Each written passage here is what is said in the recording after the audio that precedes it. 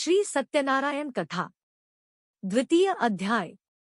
सूत जी बोले, हे ऋषियों, जिसने पहले समय में इस व्रत को किया था उसका इतिहास कहता हूँ। ध्यान से सुनो। सुंदर काशीपुरी नगरी में एक अत्यंत निर्धन ब्राह्मण रहता था। भूख प्यास से परेशान वह धरती पर घूमता रहता था। ब्राह्मणों से प्रेम करने वाले भगवान ने एक दिन ब्राह्मण का वेश धारण कर उसके पास जाकर पूछा, हे विप्र, नित्य दुखी होकर तुम पृथ्वी पर क्यों घूमते हो? दीन ब्राह्मण बोला, मैं निर्धन ब्राह्मण हूँ, भिक्षा के लिए धरती पर घूमता हूँ। हे भगवान, यदि आप इसका कोई उपाय जानते हो तो बताइए। वृद्ध ब्राह्मण कहता है कि सत्यनारायण भगवान मनोवांछित फल देने वाले हैं, इसलिए तुम उनका पूजन करो। इसे करने से मनुष्य सभी दुखों से मुक्त हो जाता है।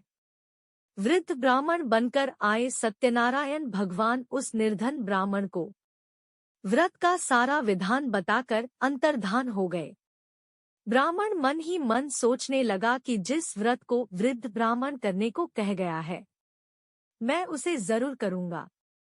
यह निश्चय करने के बाद उसे रात में नींद नहीं आई। वह सवेरे उठकर सत्यनारायण भगवान के व्रत का निश्चय कर भिक्षा के लिए चला गया। उस दिन निर्धन ब्राह्मण को भिक्षा में बहुत धन मिला, जिससे उसने बंधु बांधवों के साथ मिलकर श्री सत्यनारायण भगवान का व्रत संपन्न किया। भगवान सत्यनारायण का व्रत संपन्न करने के बाद वह निर्धन ब्राह्मण सभी दुखों से छूट गया और अनेक प्रकार की संपत्तियों से युक्त हो गया।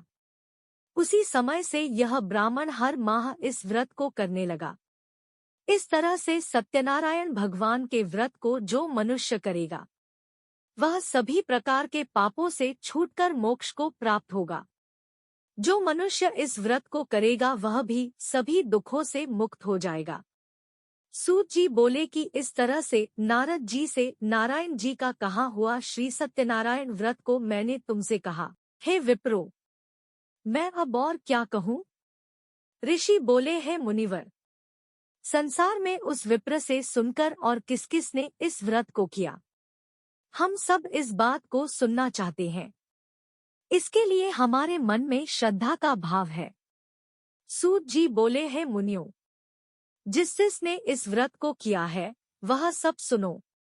एक समय वही विप्र धन व ऐश्वर्य के अनुसार अपने बंधु बांधवों के साथ इस व्रत को करने को तैयार हुआ। उसी समय एक लकड़ी बेचने वाला बूढ़ा आदमी आया और लकड़ियां बाहर रखकर अंदर ब्राह्मण के घर में गया। प्यास से दुखी वह लकड़हारा उनको व्रत करते देख विप्र को नमस्कार कर पूछने लगा कि आप यह क्या कर रहे हैं तथा इसे करने से क्या फल मिलेगा, कृपया मुझे भी बताएं। ब्राह्मण ने कहा कि सब मनोकामनाओं को पूरा करने वाला यह सत्यनारायण भगवान का व्रत है। इनकी कृपा से ही मेरे घर में धन धान्य आदि की वृद्धि हुई है। विप्र से सत्यनारायण व्रत के बारे में जानकर लकड़हारा बहुत प्रसन्न हुआ। चरणामृत लेकर व प्रसाद खाने के बाद वह अपने घर गया। लकड़हारे ने अपने मन में संकल्प किया कि आज लकड़ी बेचने से जो धन मिलेगा उसी से श्री सत्यनारायण भगवान का उत्तम व्रत करूंगा। मन में इस विचार को ले बूढ़ा आदमी सिर पर लकड़ियां रख उस नगर में बेचने गया जहां धनी लोग ज्यादा रहते थे। उस नगर में उसे अपनी लकड़ियों का दाम पहले से 4 गुना अधिक मिलता है। बूढ़ा प्रसन्नता के साथ दाम लेकर केले, शक्कर, घी, दूध, दही और गेहूं का आटा ले और सत्यनारायण भगवान के व्रत की अन्य सामग्रियां लेकर अपने घर गया।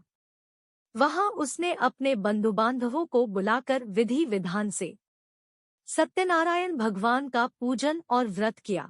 इस व्रत के प्रभाव से वह बूढ़ा लकड़हारा धन पुत्र आदि से युक्त होकर संसार के समस्त सुख भोग अंतकाल में बैकुंठ धाम चला गया। इति श्री सत्यनारायण व्रत कथा का द्वितीय अध्याय संपूर्ण।